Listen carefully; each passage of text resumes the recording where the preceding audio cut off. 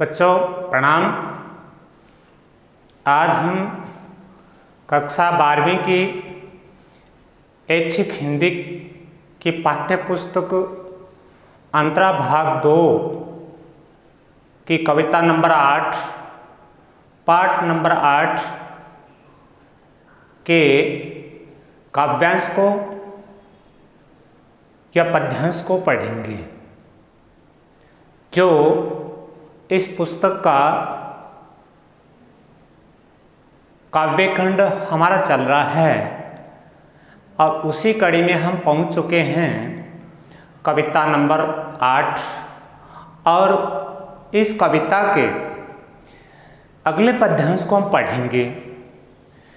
इस काव्यांश को पढ़ने से पहले इस काव्यांश में क्या है, हम 2 महीनों के बारे में पढ़ चुके हैं। नायिका नागवती के विरह के बारे में, वियोग के बारे में, जो कहाँ से लिया गया है ये बार बार शायद आपको बताने की आवश्यकता नहीं है कि जब आप व्याख्या करते हैं किसी काव्यांश की तो उसमें 4 बिंदु होते हैं। सबसे पहला है हमारा संदर्भ, जिसमें कविता का नाम बारहमासा, कवि का नाम मलिक मोहम्मद जायसी। दूसरा भाग है वह प्रसंग, तो इसमें आप क्या लिखेंगे, कौन सा महीना है, माघ। इस काव्यांश में या आप ये लिख सकते हैं कि यह काव्यांश जायसी के महाकाव्य पद्मावत के नागमती के वियोग अंश से लिया गया है, जिसमें राजा रतन सेन की पत्नी नागमती के माघ महीने में उसके विरह का वर्णन किया गया है, जिसमें पति और पत्नी के बीच हालांकि एक तरफा इसमें स्नेह है, लगन और चाहत दिखाई गई है, और यहाँ नागमती की अपने प्रिय के प्रति, अपने पति के प्रति अपने स्नेह और प्रेम की पराकाष्ठा को दिखाया गया है। तो इस काव्यांश में भी, इस भाग में भी नागमती के विरह का वर्णन है। और अब महीना हो गया है अगला, जो इसमें है माघ। पहला हमने पढ़ा अगहन मार्गशीर्ष, दूसरा हमने पढ़ा पौ या पौष, और तीसरा अब जो अगला है माघ का महीना, जिसे माघ कहते हैं। इसमें आपका महीना हिंदी की दृष्टि से तो माघ है, अंग्रेजी महीने को हम इसमें जोड़ सकते हैं फरवरी से। तो ये जो महीने हैं दिसंबर, जनवरी, फरवरी, मार्च में थोड़ी हल्की ठंड हो सकती है, कम हो सकती है, लेकिन पहले 3 महीने हैं वो तो बहुत ज़्यादा शीत के, सर्दी के, ठंड के होते हैं। और ठंड में ही नागमती के वियोग का और विरह का वर्णन किया गया है, किस प्रकार वो विरह से बचना चाहती है, किस प्रकार अपने पति तक अपने आवाज़, अपने संदेश पहुंचाने की कोशिश करती है, बार बार वो बुलाने की कोशिश करती है किसी न किसी माध्यम से। और इन्हीं से भी बातों को, इन्हीं से भी के बारे में हम इस काव्यांश में पढ़ेंगे। तो आइए श्यामपट की तरफ चलते हैं बच्चों और देखते हैं आज के काव्यांश में क्या लिखा है, और हम इसका वर्णन करेंगे, साथ साथ कठिन शब्द उनके बारे में जानेंगे। तो सबसे पहले पंक्ति है, लागे माह परे अब पाला। नागमती का जो विरह है वो वियोग साफ साफ पहली पंक्ति में दिखाई दे रहा है। वो करे लागे हुमा, यानी माघ का महीना लग गया है, शुरू हो गया है। परे अब पाला, परे मन पड़ता है, पाला मन सर्दी ठंड। अब बहुत ज़्यादा सर्दी शीत ठंड पड़ने लग गई है। बिरहा काल बहेउ जड़ काला, बिरहा विरह है, काल काल होता है समय, बहेउ हो गया, जड़ काला। ये विरह का जो समय है, ये विरह का जो काल है वो मृत्यु का स्वरूप बन गया है, मृत्यु का रूप धारण कर चुका है। अपने लिए नागमती ऐसा महसूस करती है या वो अपने इस विरह को एक मृत्यु के रूप में मानने लग गई है। पहल पहल तन रुई जो झांपे, पहल पहल माने शुरू, शुरू शुरू में तन माने शरीर, रुई आप जानते ही, झांपे मन छिपाना। शुरू शुरू में नागमती कहती है, शुरू शुरू में वो अपने शरीर को रुई के माध्यम से या रुई से छिपाना चाहती है। तन शरीर होता है, झांपे मन छिपाना। शुरू शुरू में नागमती इस जाड़े को, इस सर्दी को, इस शीत को, इस ठंड को और रुई के माध्यम से छिपाना चाहती है या इसे अपने आप को बचाना चाहती है। हहली हहली आदि को हिए कांपे, लेकिन ये सर्दी, ये ठंड माघ महीने की इतनी ज़्यादा है कि वो हहली हली माने हिल हिल कर, अधिक माने अधिक, ये माने हृदय माने कांपे। ये जब भी बार बार शरीर हिलता है अर्थात हिल हिल कर इस शरीर को या इस हृदय को और ज़्यादा कंपा देती है, और ज़्यादा कंपित कर देती है। सर्दी का ये मातम, सर्दी का यह असर नागमती के वियोग से साफ दिखाई देता है बच्चों। अगली पंक्ति, अब वो इस सर्दी को दूर करने का क्या उपाय बताती है, अपने पति से क्या कहती है, प्रिय से क्या कहती है। आई सूर होई तपुरे नाहा, नाहा माने नाथ, पति, प्रिय, नायक। तपु माने तपाओ, होई माने होकर, सूर माने सूर्य, आई माने हे पतिदेव, हे प्रिय, आप सूरज, सूर्य का अर्थ होता है सूर्य, आप सूरज बनकर, सूर्य बनकर आप मुझे इतनी उष्मा दें, आप मुझे इतना तपा दें ताकि ये शीत, ये ठंड है वो मुझे दूर हो जाए। आई माने आओ, सूर्य माने सूर्य, होई माने होकर, तपो माने तपाने के लिए, रे नाहा, रे माने हे पतिदेव, हे नाथ, आप सूरज बनकर और मुझे इतनी उष्मा दे दो या इतना तपा दो कि ये जाड़ा, ये सर्दी दूर हो जाए। ते ही बिनु जाड़ न छूटे महा, ते ही इस विधि के बिना, ते ही तुम्हारे बिना जाड़ माने जाड़ा, ठंड सर्दी छूटे महा।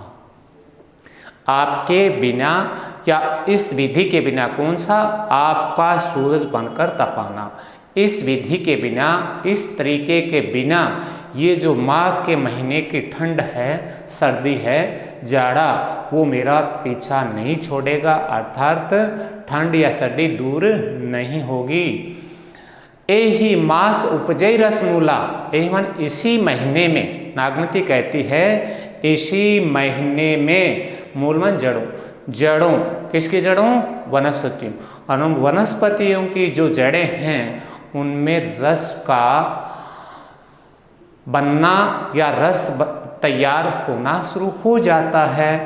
तुम सो भंवर मोर जौवन फूलो, तुम माने आप, सो इस प्रकार भंवर, भंवरा बनकर, मोर माने मेरे, जौवन माने यौवन, फूलो माने फूल।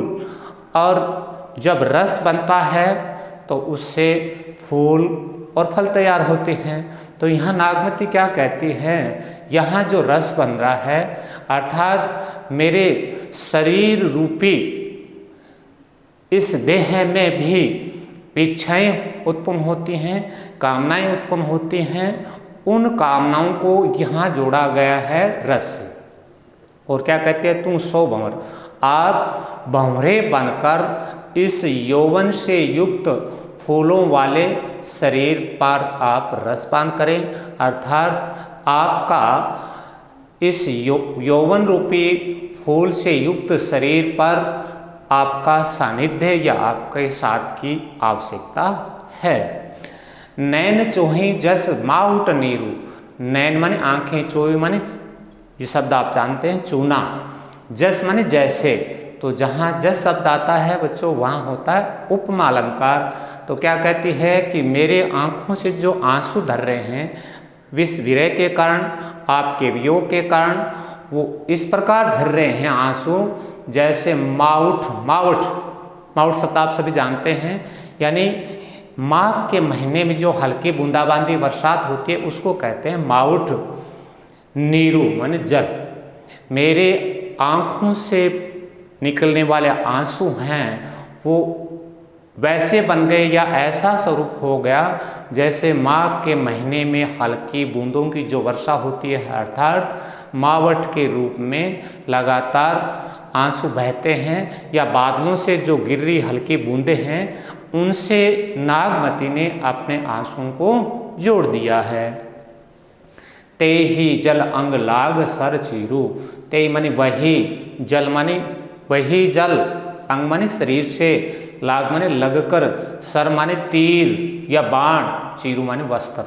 अब कहती है जो आंसुओं से पानी गिरता है वो वस्त्र पर लगता है, उससे वस्त्र गीले होते हैं, और वो वस्त्र गीले जब मेरे अंग यानी शरीर को छूते हैं तो वो वस्त्र, वो कपड़े मुझे तीर की तरह, बाण की तरह चुभते हैं। ते ही जल अंग लाग सर चीरू, यानी आंसुओं के कारण जो मेरे वस्त्र गीले हो जाते हैं वो मेरे शरीर को छूते हैं, तो वो वस्त्र, चीरू माने वस्त्र, अंग को जब छूते हैं तो ऐसा लगता है जैसे मेरे शरीर में तीर या बाण चुभ रहे हों। टूट ही बूंद पर ही जस ओला, और इस प्रकार जो बूंदें गिर रही हैं आंसुओं की, वो शरीर पर जब गिरती हैं तो ऐसे लगती हैं जैसे ओले पड़ रहे हों। यहाँ ओले क्यों कहा गया बच्चों? वर्षा की जो बूंदें होती हैं उनकी ठंड कम होती है और ओले में बहुत ज़्यादा ठंड होती है। तो सर्दी में आपने देखा होगा कि जब भी वर्षा होती है इस माउट के मौसम में, तो वर्षा की बूंदें हैं वो ओलों में बदल जाती है, और यहाँ उसमें उपमा फिर दे दी है, टूटे बूंद परई और जस ओला। इस प्रकार पड़ने वाली जो बूंदें हैं वो मेरे शरीर को ओले के समान लगती हैं, ओले जैसी प्रतीत होती हैं। जस जहाँ आ रहा है सा सी सरिस जस जैसे, तो वहाँ बच्चों होता है उपमा अलंकार। विरह पवन होई मारे झोला, और विरह है वो पवन हवा बन करके, मारे माने मारता है, झोला माने झकझोरना। विरह है वो मुझे पवन बन करके, हवा बन करके मेरे शरीर को झकझोर देता है। लेकिन यहाँ झकझोरा कब जाता है?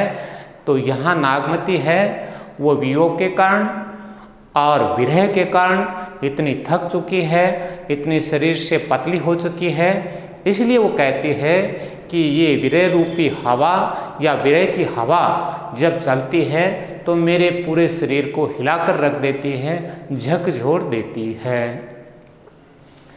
इसके बाद अब क्या कहती है कि ये स्थिति तो है ही, के हिक श्रृंगार को पहिर पटोरा। के एक मन किसके लिए? हे पतिदेव, आपने वापस मुड़कर देखा नहीं, मेरा कोई समाचार लिया नहीं, इसलिए आपके चले जाने के साथ ही मेरा रूप रंग सौंदर्य चला गया, श्रृंगार भी चला गया, तो मैं किसके लिए करूं? केहिक श्रृंगार को अब मैं किसके लिए श्रृंगार करूं? पहिरे माने पहनूं, पटोरा माने रेशमी बता, रंग बिरंगे या सुंदर वस्त्र अब मैं किसके लिए पहनूं? क्योंकि आप मुझे छोड़कर चले गए, आपके वियोग के कारण, आपके विरह के कारण मुझे कुछ भी अच्छा नहीं लगता। और इसीलिए वो कहती है कि हे प्रिय, मैं किसके लिए तो श्रृंगार करूं और किसके लिए रंग बिरंगे या सुंदर कपड़े पहनूं। गिये नहीं हार रही होई, गिये माने होता है गर्दन, नहीं माने नहीं होता है, हार माने हार आप जानते हैं गले का एक आभूषण, रही हुई डोरा, मेरे गर्दन में कोई हार नहीं है, और हार के लिए क्या होता है? धागा, सूत्र। इसलिए कहती है कि मुझे गर्दन में हार पहनने की आवश्यकता नहीं है, क्योंकि वियोग और विरह के कारण मैं थक कर पतली होकर एक धागे का स्वरूप बन चुकी हूँ, इसलिए मुझे गर्दन में और हार पहनने की आवश्यकता भी नहीं पड़ती है। यहाँ फिर वही कहती है कि पहले बात हार की जरूरत नहीं पड़ती, दूसरी बात आपके नहीं होने के कारण मुझे इन चीज़ों की इच्छा भी नहीं रहती। इसी बात को उसने अपने शब्दों में व्यक्त किया। तो अब तक जो पढ़ी ये पंक्तियाँ तो थी, सब चौपाइयाँ थी, और अंत में 2 पंक्तियाँ हैं, वो है दोहे। तुम है बिन कंत धना हरुई तन तिनुवर भा डोला। तुम वहीं फिर तुम्हारे बिना कंता पतिदेव प्रिय धनी आपकी नायिका, आपकी पत्नी, आपकी प्रिया हरुई हार गई। हे पतिदेव, आपके बिना आपकी नायिका, आपकी पत्नी है वो बुरी तरह से हार गई है, और इस हारने के कारण बहुत हार भी चुकी है, थक भी गए, और थकने के कारण क्या होगा, तन तिनुवर भा डोला। शरीर है वो थकने के कारण, हारने के कारण तिनके के समान डोलने लगा है, हिलने लगा है। ते ही पर विरह जराई के, और उसी पर यह विरह जलाना चाहता है इस तिनके के समान शरीर को। ते ही पर विरह जराई, वही विरह इस तिनके जैसे शरीर को जलाकर जलाना चाहता है, और जलाने के बाद चाहे ही उड़ावा झोल, शरीर जल जाता है तो उसकी राख बन जाती है, उसी राख को और ये झोला या हवा बनकर उड़ाना भी चाहता है। तो इस प्रकार देखिए, ये जो काव्यांश था, पहले हमने चौपाइयों का जो चौपाई थी इसका अर्थ किया, और इसके बाद इस दोहे का अर्थ। आपने देखा कि हर काव्यांश में, हर भाग में नागमती के विरह का मार्मिक या चुभने वाला चित्रण किया गया है। अब इसमें थोड़ा सा आप देखें तो इसमें शैली है वो मसनवी शैली का प्रयोग किया गया है। मसनवी शैली मैंने आपको शुरू में बताया था, जिसमें हिंदी और फारसी शब्दों का मिश्रण के साथ उपयोग होता है। आप ये सौंदर्य, शिल्प सौंदर्य में बिंदु लिख सकते हैं कि शैली कैसी है, मसनवी। अब आते हैं हम शिल्प सौंदर्य एक तरफ। तो देखिए, भाषा अवधि, छंद चौपाई दोहा, बार बार ऊपर वाले बिंदु वही चल रहे हैं। रस वियोग श्रृंगार रस है। पहिर पटोरा भंवर मोर, पै इसमें रह इसलिए अनुप्रास अलंकार है। पहल पहल आपको देखते ही पता चल गया कौन सा है, पुनरुक्ति प्रकाश अलंकार।